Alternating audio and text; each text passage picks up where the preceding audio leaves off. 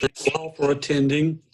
And Chris, if you will, key our...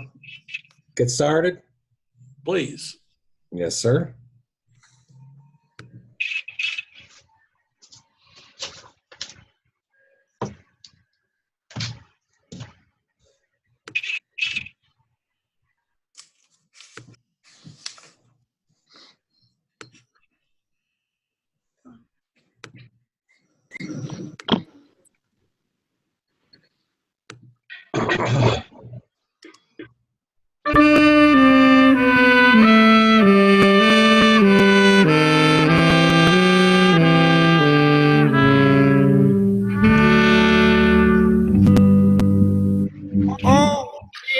Be weary.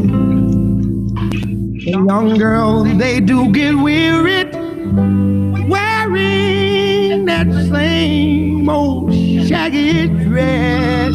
Yeah, yeah. But when she gets weary, try a little tenderness. Yeah, yeah.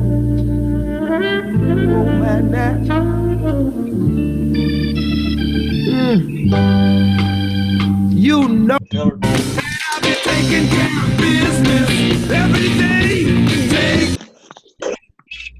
Ladies and gentlemen, please welcome to the podium the president of the Rotary Club of Jasper, Steve Lawrence. Thank you all. This was that was interesting. We haven't done that yet since we started, so I appreciate that very much. Max, if you will, would you say a devotion for us, please, sir? I will. Let's pray. Our Father, we thank you for your love and care, and we thank you for your sustaining grace for these days that stand in place. We pray for all those families who have lost loved ones. We thank you for the medical folks, the folks on the front line, and for all that they do. So, Lord, just give us wisdom and patience that we can do what we need to do to stay healthy and to care for others. Thank you for this club and for Steve's leadership and for our district. We pray in Christ's name, and everybody said, Amen. Amen. And Josh, if you would, please lead our pledge. I pledge allegiance to the flag of the United States of America, and to the republic for which it stands, one nation, under God, indivisible, with liberty and justice for all. Go Tigers. Yeah, go Miss. Okay, before we get into the program, I want to recognize Don Martin, who I missed last week, and I think he was on very quickly and then he was gone. But this week I would ask him if he would give us a little bit of enlightenment of what's going on around the district, since this is 2 weeks in a row that we've done without you. Okay, well, thanks, Steve. I appreciate that. We had a district all call last night. I would remind all of you that the second and fourth Tuesday of every month, the district does a call just in case you're not getting all the Rotary you can handle on your weekly calls with the club. It's at 7 o'clock, and the registration link is on the DAC-DB calendar. On the May the 12th, David Roper, past district director from this district, or excuse me, past RI director from this district, will be giving some insights in how the college council on legislation works. And our Rotary Peace Scholar from Vietnam, Ling Vo, who should have been the featured speaker at district conference, will be joining us to give a presentation that she would have given at district conference about being a Rotary Peace Scholar. Should be really interesting. And then on May the 26th, our own Carl is going to give us a head start on the summer reading list. For the rest, going to share his insights with the rest of the district. So I hope you'll join us for that. It should be interesting. We are expecting by the end of the week guidance from Rotary International on restarting Rotary. We've been reluctant to tell clubs to do because it's really a club-driven organization from the ground up, but we are going to provide some guidance on how you should proceed. And as soon as that's made officially available from Rotary International, we'll provide that to Steve and your leadership, and you guys, hopefully that'll help guide how you re-engage as we move forward. Unfortunately, I don't think it'll be as quickly as anybody had hoped, so we'll just have to figure out how to move forward at whatever pace is available to us. I thought Tina was going to be on the call today, but since she's not, let me tell you that we are going to do district assembly this year. It'll be on May the 16th, and then the following Monday through Thursday nights. It's going to be virtual, so you'll be able to sign in on Saturday morning, May the 16th, and hear the new Rotary International President-elect live, as well as your next zone director, Stephanie Urchek. So those will be live along with some other folks. And then later that morning, you'll have a chance for different breakouts, and then 3 breakouts on Thursday. So more people will have the opportunity to attend Rotary District Assembly than we've ever had in the past. And then we have made a firm decision. We are going to do an awards event on June 13th so that we can present awards to all of the individuals in the clubs in the district that have earned them during the details on how that event will work and exactly when it will take place online will be forthcoming shortly. I think that's all I've got, Steve, unless you got a question for me.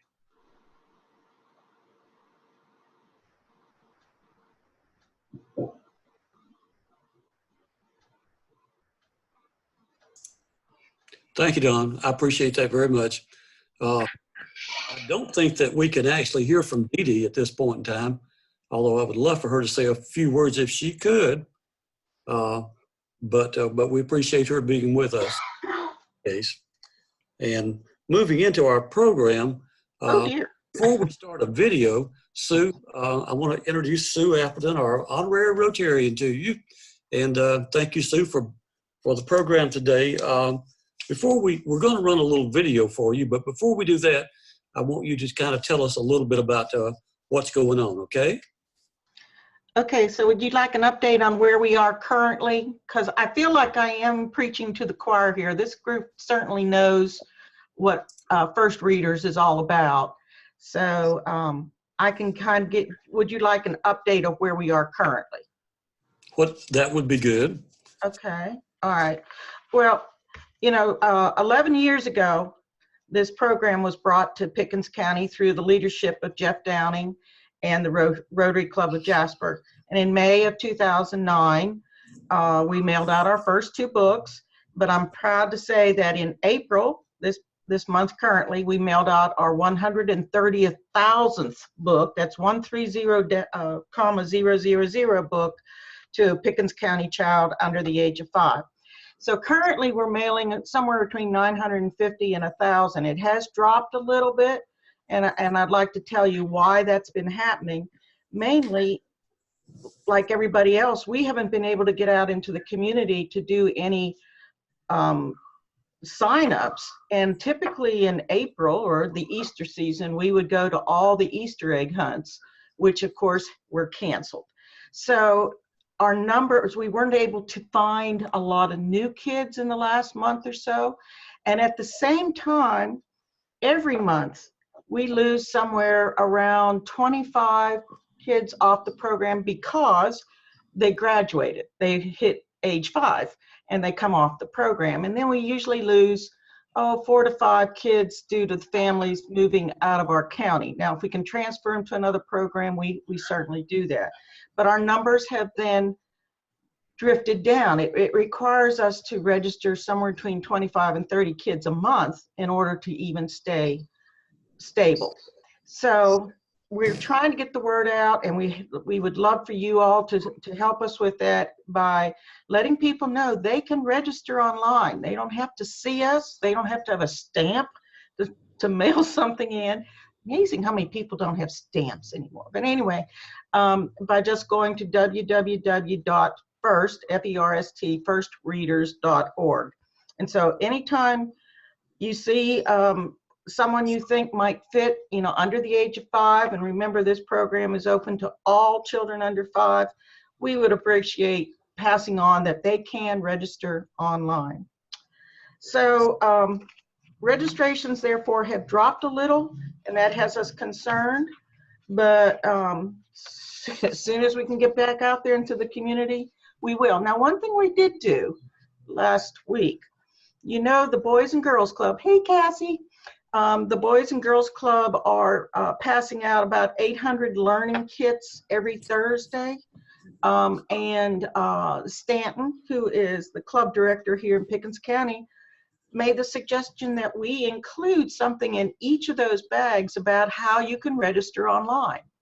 And so 800 pieces of information went out into the community, and I did look online, and I have noticed we've had some online registrations since we've done that.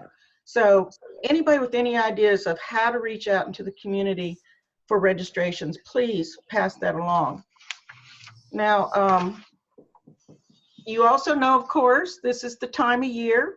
It would actually have been yesterday that we would have had our jail and bail at the old historic jail downtown. So if I might interrupt you one moment, I'd like for us to show that video now. Perfect. All right. And Chris, if you will, please, sir.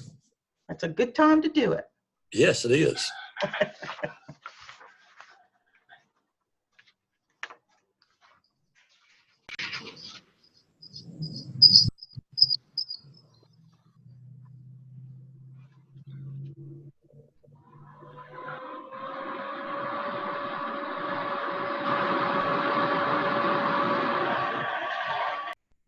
I'm going up the stairs to jail. All right, there we go. I brought my nails out. I'm getting out, y'all. Tell me who you are. I am Jackie L. Warner, a.k.a. MacGyver.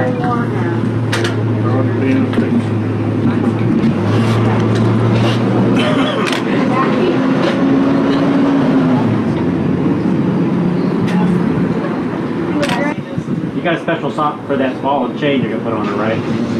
Was it really necessary to handcuff my client? Yes. You only knew the stuff we found in her cell. No, I think not. He's combative from Michigan. He added charges. I'm being I Yankee. did.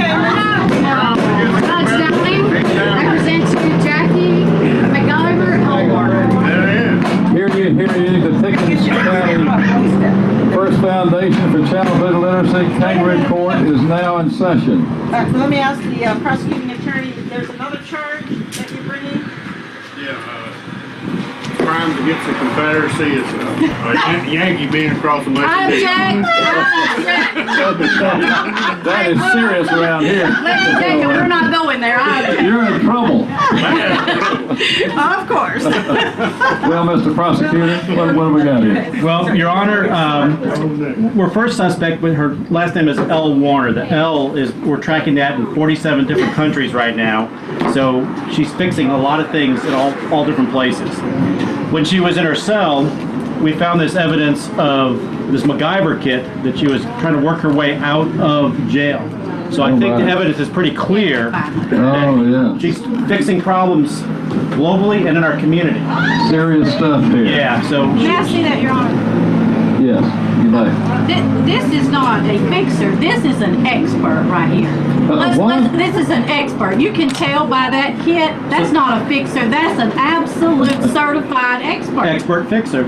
Yeah. Exactly. No, thanks for proving my point. No, expert right here. No fixer to it. Expert. She has a special expertise. You know, I really think we need to consider that.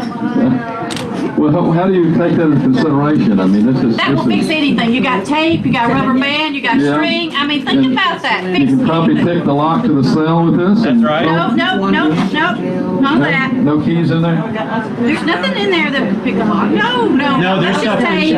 There's explosive in the chapstick, and then the string is the lead for the explosive. Goodness. And she takes the paper clips and makes a spark. Look at there. That's glue. You know, no. We might have to call a forensic expert in here to review this. I don't know if we're really qualified to judge it right here this morning.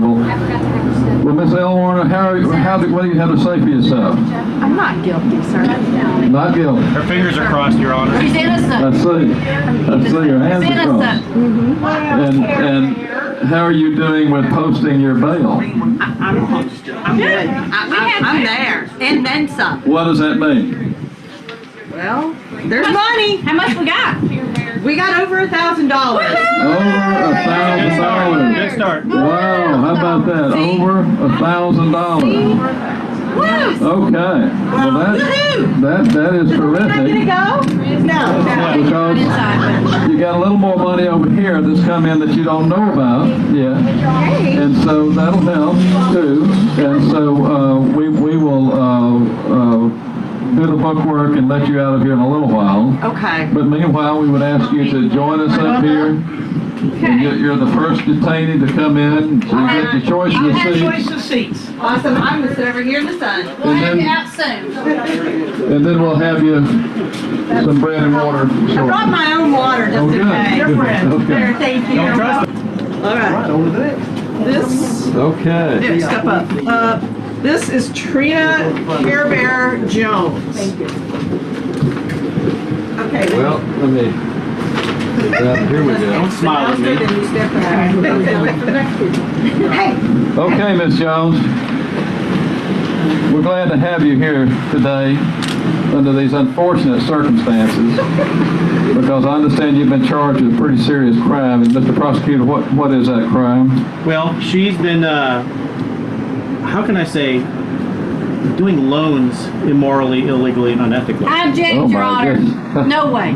You know, she's been promising all these loans when the inmates get out of jail that she can do them for really low rates, if not free. And she's got this money machine that she prints in the basement of her house. Really? Yeah. Well, Really? she has to drum up business somewhere, Your Honor. And is she associated with any local bank?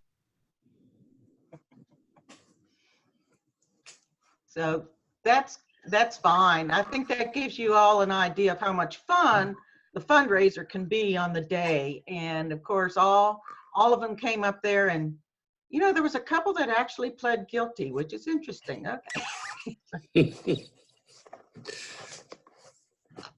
Okay, Steve. So that was really good, and it was exciting to see us in happier times, and we look forward to being able to gather together again like that. I think we would all love to be at that jail and at the next one that we have. But now we've got a couple of people that are really good that are, I think one of those is our president. Let me make sure I get this right. District Governor Don will commend me for it if I do. It's President-elect nominee, Josh, I believe, is one of your. Josh Tippins. Now he's been on house arrest. He's been on house arrest, okay. For the last month, but we hope to get him out of house arrest soon so he can be out in the community drumming up his bail, because we have rescheduled this for Tuesday, May 26th, 2020, on the front lawn of the old jail. I was down there yesterday and I said, we can do it. I'm going to bring in tents, and we can put the chairs far enough apart so their sails are not too close. And if all goes well, we will still be having this on Tuesday, May 26th, which is only about 4 weeks away now. So. And actually, Josh is the nominee designee. Oh, okay. Chris Moore is a nominee. So, but I also thought that I would let Josh speak for himself for a moment, and he might have something interesting to tell us as a group. Thanks, Steve. So I think my wife, I mentioned this last week, was hoping I didn't raise the bell, but I'm going to try to prove her wrong here. So some of you know, some of you may not know, I make knives on the side, just kind of a hobby. So I have this bad boy that I have thrown together. I just posted it on Facebook as an auction right before the meeting started. Since we have been here, the bid is already up to $150. So if anybody's interested in bidding on that, it's on my personal Facebook page. I would appreciate it. I'm going to be sharing the link some more in the next couple of weeks, and also probably have a couple of pins I'm going to throw up for sale in addition to just straight out asking for donations. So guys, I sincerely appreciate the support today, and I hope I can get out of jail. I think I can run faster than a few of the folks I saw out there, but I don't know. We'll find out. So now back on that knife, if you could wave that thing around one more time, without any injuries happening, there you are. And so your name is on that knife. It is. I was trying to get it to focus on it, but it won't. It's actually etched into the blade. It is etched. So I wanted to point that out to everyone who might have an interest in helping raise money with this knife. I'm being one of those, and you don't make a lot of these, but everyone that does is a custom-made knife that would be something that you could pass on to your children later on, or keep for yourself for as long as you might wish to. Just saying that we can help Josh out with this, and I intend to, as quick as we wrap this meeting up, I'll go place a bid on there. That knife is not near high enough yet. Well, thank you for that. They're made out of 1095 high carbon steel. They last forever. I inherited some knives from my grandmother after she passed away that were from back before the 50s that were made out of the same steel. So it will last. So Yeah. I appreciate it. Okay. Steve, let me say one other thing and then pass it on, is that here we have a lovely hat that looks lovely on all types, including Josh Speedy Tippins. And if I was at a regular meeting, I would be passing the hat for him. Oh, yeah. And it would give people the opportunity to chip in for Josh's Speedy Tippins bail. But instead of being able to do that today, as I pass the hat across the camera here, think about doing a pledge. You can do a pledge to Josh. You just let him know, hey, next time I see you, I'll give you a check, or I'm going to do it online. And he'll be more than happy to accept your pledge, because you've got 4 weeks to pay up. So think about that and let Josh know if you're willing to help. So now, one quick question, Josh. Do you have a donate button on your Facebook page? I do not, but I have a link that people can go to and make contributions. I'll definitely be sharing that as well. Okay, share that link. And before we get off of this, here's a message from Dee Dee to everyone, specifically to you, Sue, that says, "Hi, Sue, I'm a huge supporter of First Readers. My business sponsors a new child for every new client account that we sign up. Our goal is 200 new sponsorships in the year 2020. Wow, wonderful. So I think that's awesome, Dee Dee. Thank you. Now, anyone else have any other announcements at this time? Steve, it's Judy. Can you remind everybody, please, that there is a T-shirt fundraiser available? Thank you very much, Josh, for coordinating that. The proceeds of which are split between CARES and the Boys and Girls Club. So you can buy a T-shirt for a small donation of $20 via the Pickens Chamber of Commerce, and there's a limited supply. So if you want one, you better hurry up and buy it because they're going fast. Kay and I've already bought ours, so y'all go right ahead. That's a good thing to do there. Any other announcements?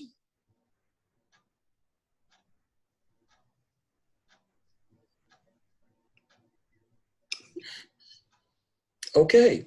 Our next program will be June Ash with the North Georgia Family Partners, and that should be a great program. Look forward to seeing her.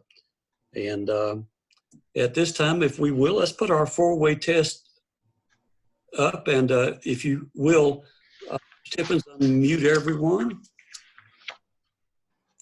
Now, the things we think, say, and do. Is it the truth? Is it fair to all concerned? Will it build goodwill and better friendships? will it be beneficial to all concerned? Thank you so much for being with us, and we look forward to doing this again next week. Have a wonderful week. Thanks, Steve.